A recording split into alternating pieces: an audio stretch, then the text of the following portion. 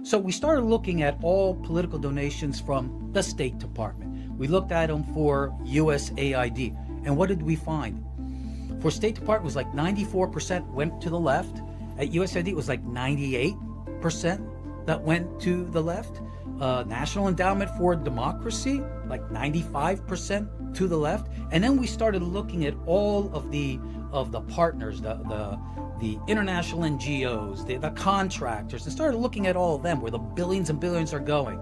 And 95, 98%. Even World Vision Catholic Relief Services, the vast majority, well over 90% of the political donations were going to the left. You look at the boards, they're all prominent people making very high salaries.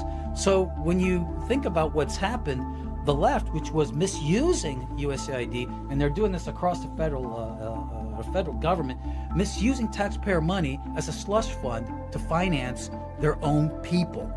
And these are folks that can go out there, do the media, be the foot soldiers of the left, give money back.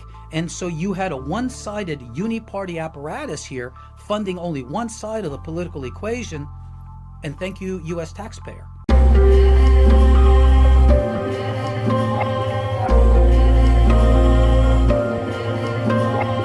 What if I told you Congress is quietly approving hundreds of millions of dollars every year, with almost no public debate, funding organizations that overwhelmingly back one political side? Not billions, not a one-time grant. $315 million. Every single year. And most Americans have no idea it's happening. So I made a mistake. Yep, I said that the NED funded Human Rights Watch, and it doesn't. I made some assumptions, and you know what they say about people who assume. But why did I make those assumptions, and what is the truth? Well, let's break it down together, and this time with receipt. Okay, first off, I did make a really silly assumption. I just assumed these organizations were linked because they do tend to mirror each other's narrative, and the narratives use the dubious research that we've debunked quite a lot on my page, to the point where the NED actually lists Human Rights Watch on their website as a resource. Also, Maya Wang, the Associate China Director at Human Rights Watch, who was cited in the report that I debunked here, is on the board of the Hong Kong Democracy Council, which is NED funded. So there are clear links and there are clear narrative similarities. The difference is that Human Rights Watch doesn't want to be connected to the NED. It wants to maintain this idea that it's independent. But when we look at its funding, it has a lot of private organizations like the Ford Foundation, Open Societies by George Soros, Bill and Melinda Gates Foundation, etc., that do operate within the same space that NED organizations operate in, which is essentially a furthering of imperial agendas. In fact, for Ford Foundation, we discussed that in our interview with KJ No on the Empire Watch YouTube channel. We talked about how the Ford Foundation was an instrumental architect for the genocide in Indonesia that happened in 1965. So check it out. It's a really fascinating interview and a really fascinating look into how these organizations that are supposed to be promoting human rights, freedom, and democracy around the world are actually part of the US empire agenda. And I will actually be doing a reel that goes into more about the Ford Foundation because it's really fascinating. The funding flows to the National Endowment for Democracy, or NED, an organization officially described as nonpartisan. But new data highlighted by Congressman Eli Crane tells a very different story. Crane says when you follow the money, the pattern is impossible to ignore. This isn't transparency. This isn't neutrality. This is political engineering, paid for by taxpayers. Me and the extreme far right finally agree on something, and that's defunding the National Endowment of Democracy. They hate it because of woke. I hate it because of imperialism. The Daily Signal, a right-wing propagandist outlet, is pissed that Republicans are funding the National Endowment for Democracy. And you know what? So am I. For y'all who don't know, the National Endowment for Democracy was founded to literally replace some of the public broadcasting functions that the CIA had covertly developed during and after the Vietnam War. They fund propaganda sites such as Radio Free Asia and Radio Free Europe, which push American imperial propaganda. Let's fucking go. If we have to get mad at them for being woke and believing in gender identity and divisive racial programs to get rid of this absolute shithole of a program that has literally been pushing American imperial propaganda for the past decades, you got me, brother. We're gonna work together. Because this is literally the privatized CIA. And that's not like me saying that. NED literally, at its founding, said that they were taking over some of the public relations functions of the CIA. It's not a secret. A lot of their functions, like Radio Free Asia, was founded by the CIA and were taken over. We shouldn't be funding them, and while we're at that, maybe get rid of the CIA as a whole. Here's what the data shows, according to publicly available donation records reviewed by Representative Crane. National Endowment for Democracy, 95% of political donations went to the left. U.S. State Department-linked funding, 94% to the left. USAID, 98% to the left. And it doesn't stop there. International NGOs receiving U.S. funding, between 95 and 98% of donations went to the left. Even Catholic Relief Services, an organization many assume is politically neutral, 90% of donations went to the left. At that point, this isn't coincidence. It's coordination. What is NED? Why won't it go away? Why is it like a bad rash, sir?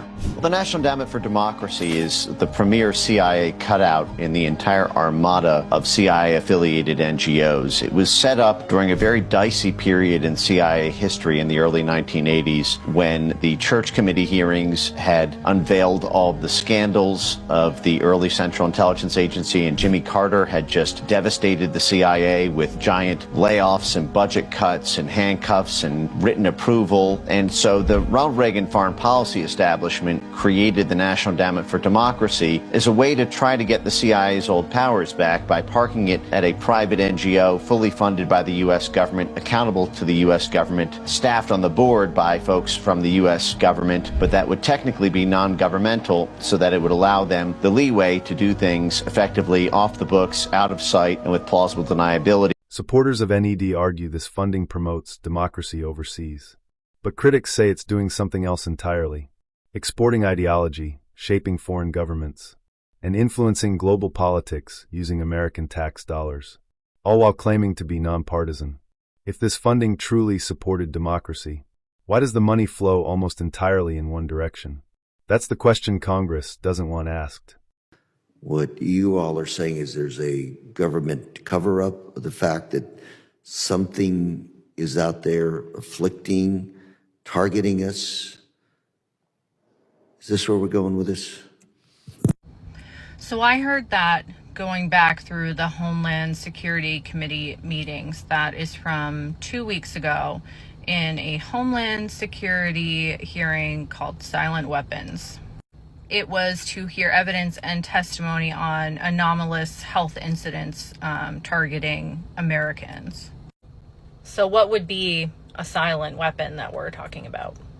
The totality of the evidence uncovered by our team has proven that Russia has the motive, the means, and the opportunity to have developed and used non-lethal acoustic or electromagnetic wave weapons against members of the U.S. intelligence and law enforcement community. Your assessments here are correct. These are very covert weapons, aren't they?